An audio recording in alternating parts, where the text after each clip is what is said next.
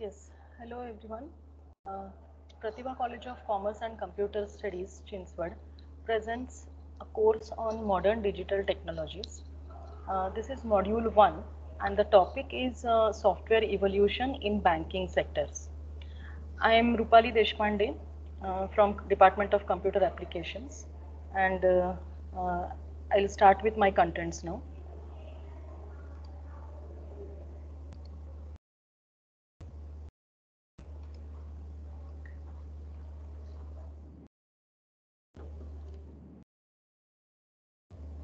Yes, these are the contents of my course.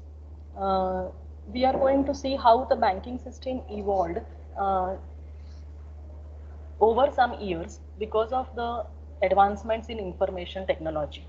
So how did the banking system in India changed with information technology?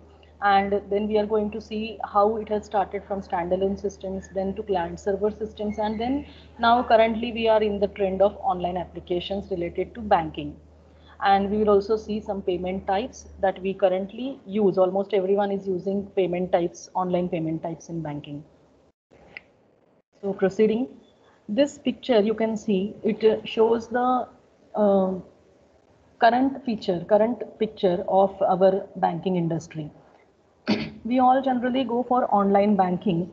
Then we can transfer funds between our own accounts. We can transfer funds between different banks. Then there are various fund management facilities available, investment facilities available, which can be done online. Then we have various payment services and credits also.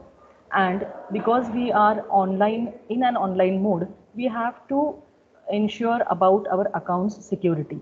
So security measures are one of the major concerns when we move to digital technologies in case of banking sectors. So let us see how Indian banks have moved actually and already are moving towards a digital revolution. This thing is showing the foundation of this digital revolution. How did it start actually? When did the foundation of this digital revolution was placed? Now, this Indian banking industry is a very good example to see that how digital revolution has changed the entire banking system over a few past decades. Initially, this started from actually 1980s, where personal computers were used in the banks and the branches of the banks. This was intended to provide better services to the customers and to improve bookkeeping activity done by the people or employees of the bank. What do you mean by bookkeeping activity? These things are showing what are bookkeeping activity in accounts.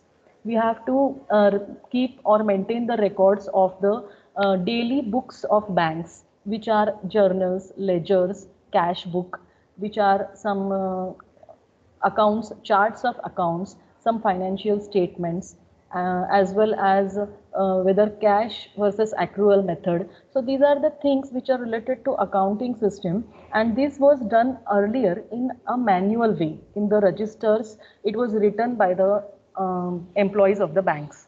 Now, with the invent of the personal computers and with the use of these personal computers in the banking system, this bookkeeping was easier and it became easy for the employees to keep the records, as well as the searching of records, searching of accounts or searching of any information became easier due to the use of computers. So this was in the 1980s where computers were introduced in the Indian banking sector. It was a large major change in the banking system, and the employees has to struggle to switch on to this new technology. Then a committee was set up for this by Reserve Bank of India. Then in 1980s, first personal computers were introduced.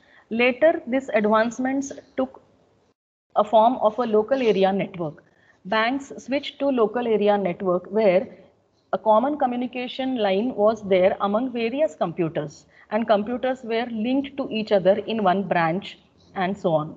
Later on, with the more advancement, banks adopted a core banking platform where day-to-day transactions of the bank, like opening new accounts, then giving loans, sanctioning loans, servicing loans, processing the cash deposits, processing withdrawals, everything was done on in an automated manner with computers. Thus, our branch banking now had changed to bank banking. Now, all these features eventually it also increased the comfort of customers. Also, customers' experience was good, and the main feature after this was anywhere and anytime banking. Let us see how this happened. This is anywhere and anytime banking. In 1990s onwards, we can transact, we can perform the bank transactions 24 by 7 and through all the branches of that particular bank in India. So this was a major change. The economy then opened up in the later half of the 90s and the revolution had taken a speed. Then private banks and foreign banks also started competing with our public sector banks in India. And to stay in the competition, to keep a pace with all these competitor banks, computerization increased during this decade. So many commercial banks also started giving in this decade only digital customer services to their customers. And naturally, Indian banks also had to be in this particular race. This is the progress over the years. We have internet banking is a common thing right now, but today we are going to understand through this module how exactly we can perform internet banking and how the things have become easier.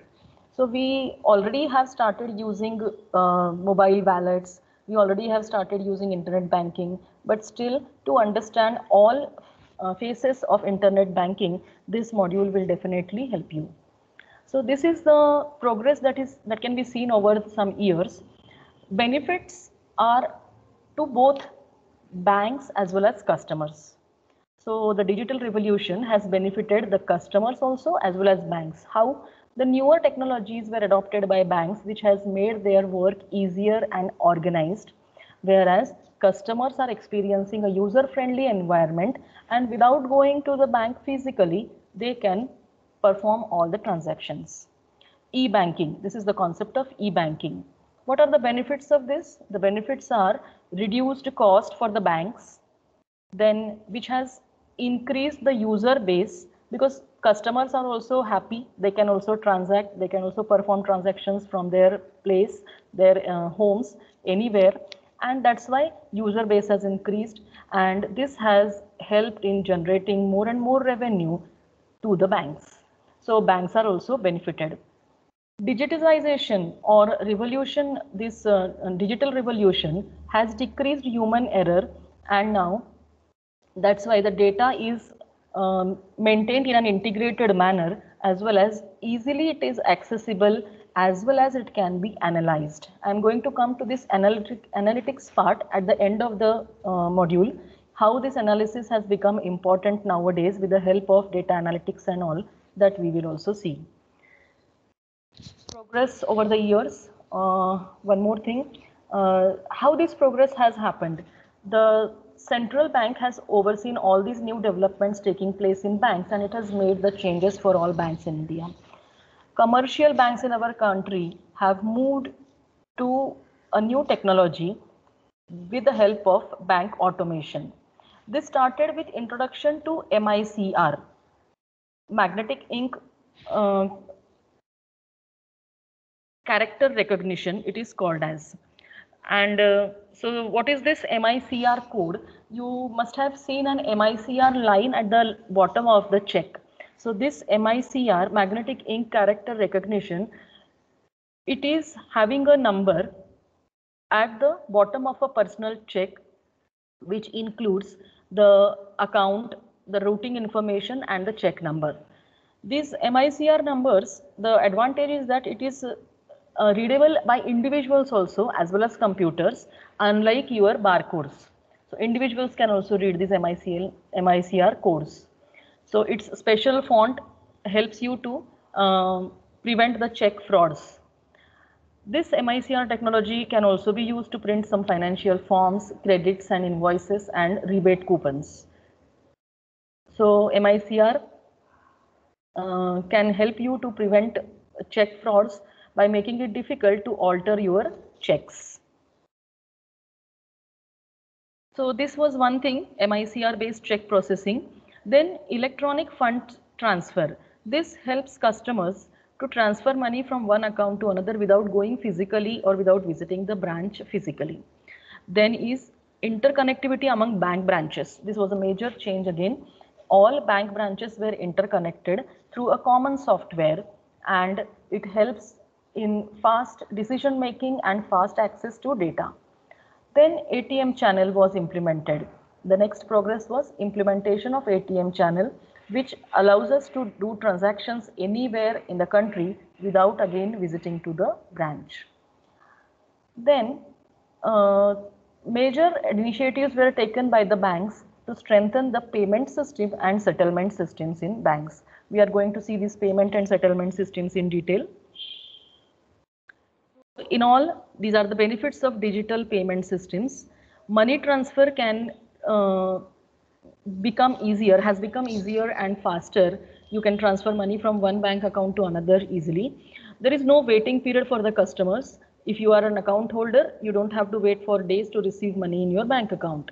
With the help of the digital payment systems like NEFT, RTGS and IMPS, you can send and receive the money at instantly anytime from anywhere.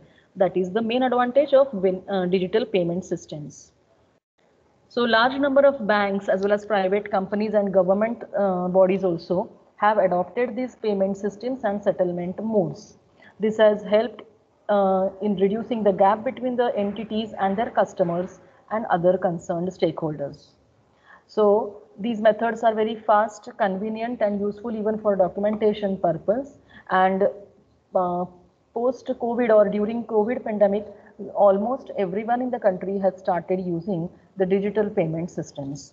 So let us see what are these payment systems and how they can be used. So currently various methods are available in India to transfer money online. Like you can use digital wallets, UPI is there and many other systems are there. These are the most commonly used online fund transfer systems: NEFT, National Electronic Funds Transfer, Real-Time Gross Settlement, that is RTGS, and Immediate Mobile Payment System, that is IMPS. Let's see one after another. First one is NEFT, National Electronic Funds Transfer. This is a payment system used nationwide where you can transfer funds one-to-one. So that is, if you want to transfer some money from your account to other person's bank account, you can do it using NEFT process instead of withdrawing cash from the bank and then paying it in cash, or by writing a check and giving a check to the person whom you want to transfer the amount. So you need not go to the bank to do all these things, and just with a click of one thing and with this procedure of NEFT, we can transfer the funds to any person. Now, who can transfer this NEFT? Through NEFT, any individual, any firm or any corporate company can electronically transfer the amount from any bank branch. To whom you can transfer? Again, to any individual person, any firm or any corporate having an account with any other bank branch in the country which participates in the scheme. Now, you can check the list of this NEFT enabled bank branches on RBI's website, or you can just call your bank's customer service, what is the list of the NEFT enabled bank branches.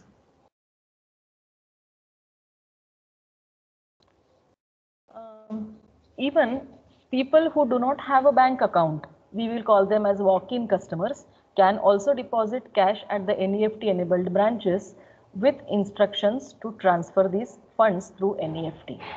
But such cash remittances are restricted to a maximum of 50,000 per transaction.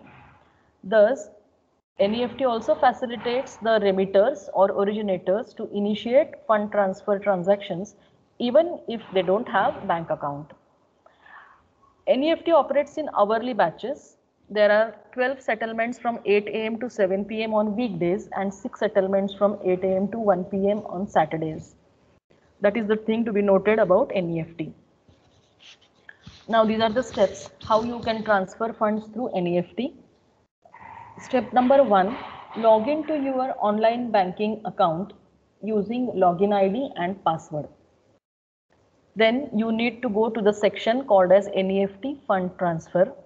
Then you need to add the name of the beneficiary by entering his name, bank account number and IFSC code.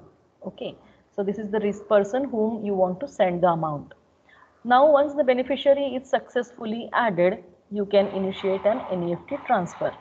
So you have to enter the amount to be sent now. These are the benefits.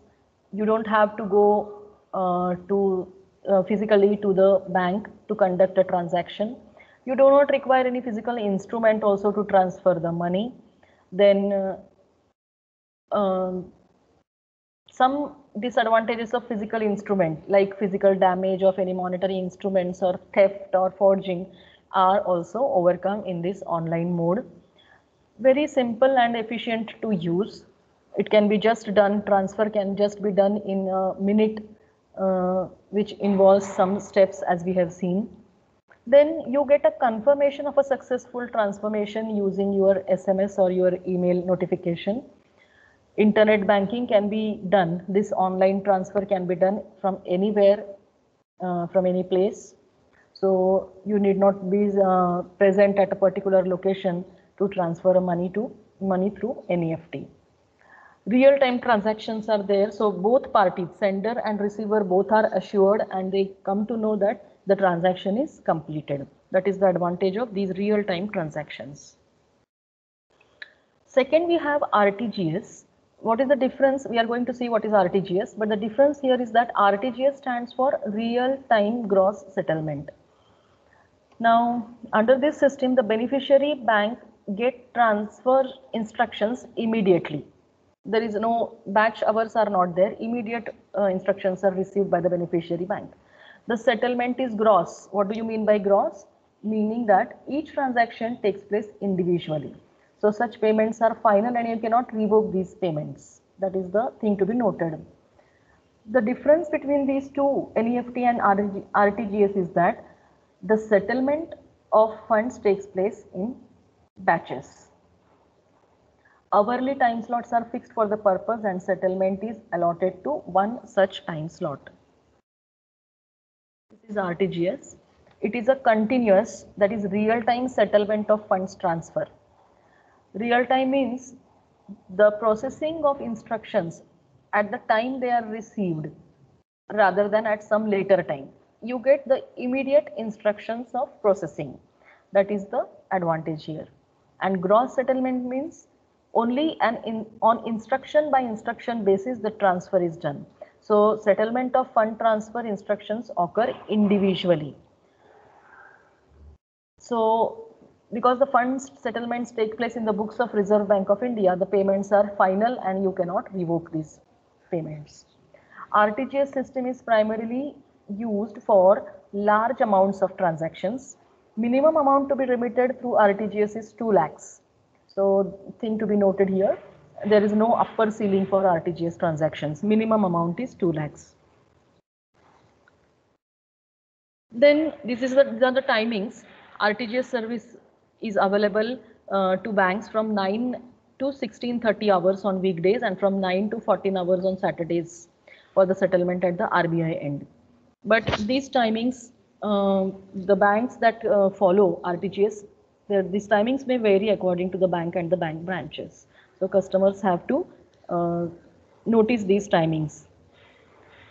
Third type of transactions or payment system is ECS, Electronic Clearing System. This electronic clearing system, this method is generally used for utility bill payments, doing utility bill payments.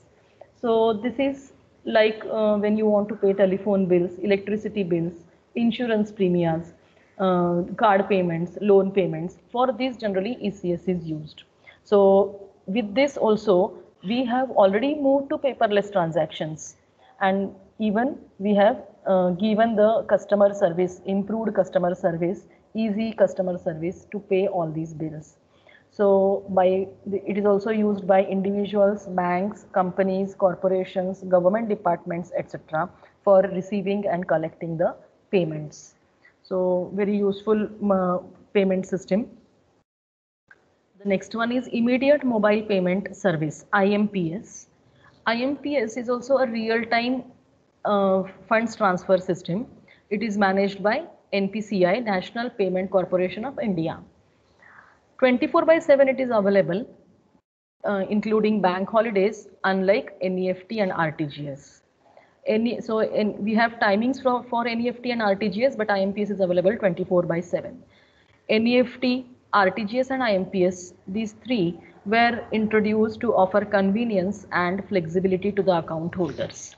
So once a person knows the details of these three payment modes, he can decide on the basis of his timings, on the basis of the amount to be transferred, which of these three or these four, even ECS, can be used.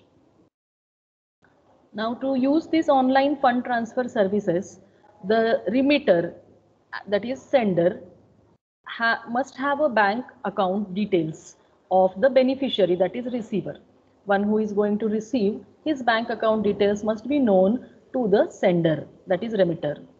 The bank account details includes the beneficiary name and bank's IFSC code that you have to specify. So these two things you need to take about the beneficiary: his name, his account details, and his name and his IFSC. Through all the three payment systems, though all these three payment systems are used for funds transfer, they have few differences. These are the differences, and based on these differences, you can decide which payment service you can use for as per your requirement. So these are the categories given here at the left hand side of the table: type of settlement, minimum transfer limit, maximum transfer limit, service timings, transaction charges, and payment options. Now you can just go through this. Half hourly batches are used for NEFT, as we have seen, whereas RTGS and IMPS are real time settlement type. The minimum transfer limit is given. RTGS you can use if you have to transfer minimum of 2 lakhs of amount. Then minimum transfer limit for NEFT and IMPS is ₹1. Maximum transfer limit is given here for all the three. No limit to RTGS, and that's why RTGS is used for large amount transfers. 2 lakhs is the maximum amount for IMPS, whereas NEFT there is no limit, but the maximum amount per transaction is limited to 50,000 for cash-based remittances within India and Nepal under Indo-Nepal Remittance Facility Scheme. These are the service timings in the third row. Available 365 days, 24/7, all are available. But you need to see the half hourly batches timing for NEFT. Transaction charges are also specified here. No charges for inward transactions in case of NEFT. No charges for inward transactions for online transactions in case of RTGS. But for outward transactions for amount between 2 lakhs to 5 lakhs, about not exceeding ₹25. Above ₹5 lakhs, not exceeding ₹50, even GST is applicable. So all information is available here, even on the websites information is available. So one can see what type of charges are applicable for money transfer. Then for IMPS, charges for remittance through IMPS are decided by the individual member banks and PPIs. The taxes are also included here. And these are the payment options. You can see that IMPS is available only online, whereas RTGS and NEFT are available both in an online as well as offline mode. Let us move to the present scenario of our cashless economy. So with the help of these digital transactions, with this digital revolution, we are moving our, we can say now we have already moved because of the COVID pandemic to the cashless economy. And this was possible because Indian government had launched UPI and BHIM apps like Bheem. So government is increasingly supporting digital transactions, and the important milestone was launching of UPI, that is United Payments Interface, and Bheem. So let us see why these digital payments have become so popular in very short time. UPI is a payment method, United Payments Interface. It is a payment method that allows you to transfer money anytime without entering bank details when you want to perform transaction. So these are the most economical ways of money transfer. We can have a cashless transaction with this. And as we are moving towards a cashless economy, the rising number of ATMs are there in our country. What is UPI? Let us see. UPI stands for Unified Payment Interface. It allows you to transfer money from one bank account to another instantly via one's mobile phone. Payments can be made via some app on mobile device only. And money transfer via UPI works on a 24/7 basis. Now to use UPI, what do you need? You should have a bank account with a member bank. That is, your bank should allow you to use the UPI facility. Some of the member banks include State Bank of India, HDFC Bank, and ICICI Bank. The list of these member banks can be checked on the following link. I have provided this link here, upichalega.com. Then you have to download the UPI supporting app on your smartphone. And these are the commonly used offering payments via UPI method. Bheem was introduced by Prime Minister Narendra Modi, which is developed by NPCI, National Payments Corporation of India, to the nation. And there are some private players also like Paytm, PhonePe, Google Pay, Amazon Pay, etc. Your mobile number must be registered with your bank account for the purpose of using UPI apps, for the purpose of verification. So you need to link your mobile number with your bank account. Then you have to check the list of UPI apps by clicking on the link. This is the link to check the UPI apps. Now, how to set up the UPI? Download your chosen UPI app, and then you need to choose the bank from the given options. You'll be seeing the options of the banks, so you need to choose a bank. Now, to verify that it is your bank account, your bank will send you a OTP, an OTP, one-time password. Once it is verified, your virtual payment address, VPA, is created. Now let us see an example of a Bheem app to see how a UPI account can be set and can be used. There are many others, but here we will see the example of Bheem app. Step 1 is download and install your Bheem app from Google Play Store or Apple App Store. Then select your preferred language. Select the SIM which has your mobile number linked or registered with your bank account. Then set up a 4-digit login password. And then select and link your bank account. Set your UPI PIN by providing last 6 digits and expiry date of your debit card. So these are the things that you require to download and activate Bheem app. Now your account is registered and you can send, that is transfer money or request for money to be transferred to your account. So just the important thing to be noted here that bank account only can be linked to UPI, mobile wallet cannot be linked to UPI. Then one more thing to be noted, more than one bank account can be linked to UPI. Now there are 3 ways to transfer money via UPI. First is by entering the virtual payment address. We have seen in the last slide that it is generated when you download and install the app. So by entering the virtual payment address of the receiver, account number and IFSC code or QR code. Then maximum limit on transfer of money. According to the NPCI's website at present, the upper limit per UPI transaction is ₹1 lakh per account per day. So if it changes, it can be seen from the NPCI's website. Within this upper limit, different banks may have their own sublimits, and hence you can also check with your bank if these sublimits are to be known. This is one of the change again, which has changed the mode of banking using credit cards and debit cards.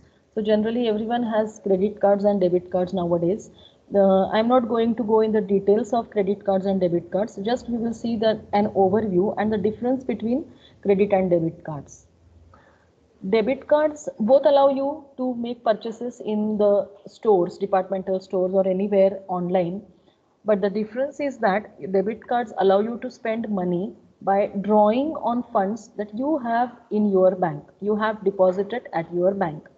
Whereas credit cards allow you to borrow money from the card issuer, that is the bank, up to a certain limit so that you can purchase items or withdraw cash even if the amount is not there in your account. Now, when we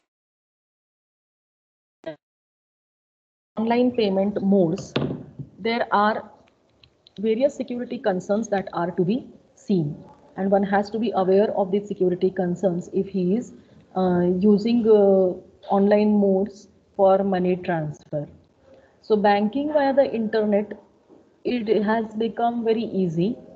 It allows you to view your payments and deposits. It allows you to make transactions easily. But this easy access to financial accounts has also created a threat of online criminals. People can hack your accounts, seeing your financial accounts or some information, and that's why you need to be very careful, and you need to be aware of what type of intrusions can be made by the hackers. So understanding security issues related to internet banking can help you both prevent these type of attacks, and you can keep your bank accounts and business accounts, personal and business accounts, safe from these intruders. The security and how the security is to be done and what are the types of security and all is not the topic of this module. Just one common thing can be specified here, that you can use a strong password for your accounts. That is one that contains a mixed case letters, numbers, and even symbols if your bank allows it. So these are the benefits of digitalization. Now, because of this digitalization, banks are now focusing on creating efficient, more and more efficient service for customers. Then providing more methods of advancements in more user-friendly front-end service. Front-end service is what your customers view the screen as. Your customers are using a front-end interface and it should be user-friendly. So banks are focusing on producing more and more user-friendly front-end screens. Then paying bills online is done much faster and better. We have seen ECS can be used for this. Even other online modes can be used to pay the bills. So these are the major benefits of digitalization. Next is customer satisfaction. Because of all these things, customer is also satisfied. He can check his accounts history and his history of transactions anywhere without going into a bank. You need not always go and print your passbook to see what transactions you had made. So you need to go for online internet banking and you can just see it on one click of your mobile. Now this is actually we all have started using digital technologies in case of banking while making payments, while paying bills, etc. Now, the future of banking sector, future of banking systems is going to be better, definitely, because of the introduction of artificial intelligence and data analytics. So what is the role of artificial intelligence? Artificial intelligence is also going to make various additions, value additions in the banking systems. So it is going to contribute to the banking industry by decreasing various risks, frauds, and giving better opportunities to our modern economy. So AI, that is artificial intelligence, is coming up with various innovative technologies and various ways that clients can be served. In what way it can serve clients in a better way? It can give a personalized support, personalized information, personalized, customized plans, financial plans, and all to the customers. So cost saving plans, better customer experience because of AI will be experienced in the future. So the main goal of banking and financial sectors with all these information technology and digital technology is that they want to provide better performance, they want to give high profitability to their banks, and reduction in risk related to frauds and all. So these are the main goals of the banking system, which can be achieved with the help of digital technologies. Even big data technologies are there nowadays, where performance can be, it depends on the big data technologies. And these are the technologies which can store and manage large amount of data in real time. And if real time data can be collected and analyzed properly, it can help improve customer experiences. So banks also have to mandatorily give loans, lend loans at lower interest to priority sectors like agriculture, housing, and education. And data analytics has played an essential role here in reducing cost and product development and increasing the client base for the banks. So this data analytics is going to be the face of the banks, future of the banks in coming few years. This is the journey to the future of banking in India. Banking industry, after using these online payment systems and all, has not stopped its progress, but it is undergoing a major transformation, major change with the help of the technology, and it is going to also study the changing customer behavior. So banks often ensure to incorporate new technologies in their business and operations. Previously or up till now, we had ATMs, online banking, mobile banking, point of sale machines. These were the technologies which were adopted by banks. All had become possible due to the software evolution. Digital transformation in the country was accelerated because of COVID-19 pandemic, and because of the social distancing norms. Almost everywhere in the country, the online transactions were used. So app-based digital payment providers, e-wallets, etc. were used, payment systems. All these things were used by the banks, and the businesses were expanded even during the pandemic with the help of these digital transformations. Now the new age technologies, artificial intelligence and machine learning, big data, blockchain, cloud computing, robotic process automations, and many others are going to enable the banks to offer customer-centric offerings, that is personalized or customized offerings to every customer. And it is going to be a different era for banking systems also due to these technologies. So big data allows banks to create useful insights from your unstructured financial and personal data. You have a lot of unstructured data that come from the customers in various forms. When customers purchase various products online, or they go for fund management and all, big data collects a large amount of data from all these sources, but it is unstructured.